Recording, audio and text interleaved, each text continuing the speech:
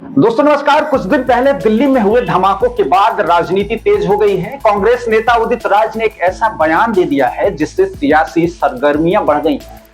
एक बार फिर से यह साबित हो गया है कि किस तरह से आतंकियों का साथ कांग्रेस पार्टी के नेता अंदर खाने देते हैं। उदित राज ने इस हमले को लेकर के एक बयान दिया है। उन्होंने कहा है कि जब भी सरकार कहती है कि आतंकवाद खत्म हो रहा है तो आतंकवादी अपना जलवा दिखा देते हैं। ये शब्द ये बता रहे हैं कि उनकी मानसिकता क्या है। उनका यह बयान सोशल मीडिया में तेजी से वायरल हो रहा है और लगातार विवादों का विषय बना हुआ है। दोस्तों ये जो दिल्ली ब्लास्ट हुआ था इसमें पुलिस ने, एजेंसियों ने अब तक बहुत सारी कार्रवाई की है। इसमें कई सारे लोगों को गिरफ्तार किया है। मीडिया से बातचीत में उदित राज ने कहा है कि उमर अब्दुल्ला गलत नहीं कह रहे हैं। उनका दावा है कि स्टेटहुड का वादा हुआ लेकिन बार बार बेईमानी हुई। कश्मीर में लूट मची है और हालात संभालने वाला कोई नहीं। उदित राज यही नहीं रुके, उन्होंने अपनी बात को आगे बढ़ाते हुए क्या कुछ कहा, सुनिए। सरकार दावा करती है कि आतंकवाद खत्म है, पाकिस्तान में घुसकर मार दिया है, लेकिन फिर भी आतंकी ब्लास्ट करके ताकत दिखा देते हैं।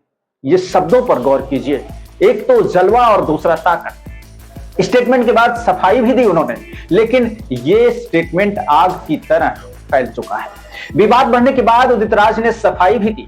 उन्होंने कहा कि आतंकी समय समय पर गतिविधियां करते रहते हैं और सरकार के दावों के बाद ही वे प्रतिक्रिया देते हैं। उनका तर्क सुन लीजिए। उन्होंने कहा कि मोदी सरकार ने दावा किया था कि कश्मीर के बाहर हमला नहीं होता है, लेकिन उसके तुरंत बाद ही लाल किला में ब्लास्ट हो गया। उनकी इस मानसिकता को समझने के लिए उनके ये अल्फाज काफी हैं। उन्होंने कहा कि पहले कहा गया कि आतंकवाद खत्म और फिर पहलगाम हमला सामने आ गया। एक बार फिर इसी तरह की बातें जब होने लगी तो दिल्ली में कार ब्लास्ट का मामला सामने आया। ये पहली बार नहीं है, इससे पहले भी कई बयान सुर्खियों में रहे। उदित राज पहले भी कई बार विवादित टिप्पणियों के चलते चर्चाओं में रहे।